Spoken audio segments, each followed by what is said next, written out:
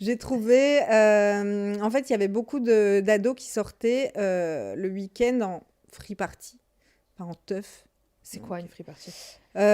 alors, il y a teuf et free party. Nous, c'était plus teuf. C'était, tu sais, dans un vieux garage désaffecté, tu poses des basses et tu mets du hardcore, de la drum and bass, etc. Enfin, les teufs Ouais, un peu dégueulasses, tu vois. ouais, je vois. Et du coup, bah là, il y avait plein de trucs à prendre. Ok, Donc, d'accord. je me disais, ah, c'est génial, j'attendais ça comme le Messie, tu vois.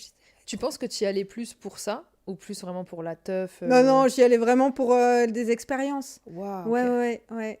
Et du coup, là, on est arrivé là, c'était un peu le paradis. Il y avait tout. Il y avait de l'exta, de la MD, du speed, etc., de la coke. Bon, moi, j'étais une ado, j'avais pas de sous, hein, j'étais arrivée avec 2,50 €. Ok. Et bah, j'ai pu me mettre bien parce qu'à l'époque, voilà, ça coûtait pas très cher. Donc, j'ai testé mes premiers extas et mes premières lattes de speed. Oh, waouh. Ouais, Donc, 13, 14 ans plus ou moins. Ouais. oh purée. Et là? J'ai adoré. Parce que j'étais plus moi-même et en fait, j'étais totalement désinhibée. J'étais heureuse d'être quelqu'un que je n'étais pas. Et en fait, j'avais confiance en moi, j'osais parler aux gens, les gens me répondaient, ils avaient l'air de bien m'aimer et tout. Et j'ai trouvé ça fabuleux. C'était la première fois que ça m'arrivait dans ma vie. Ah oui, Enfin, du purée. moins l'impression que c'était la première fois. D'accord. Du coup,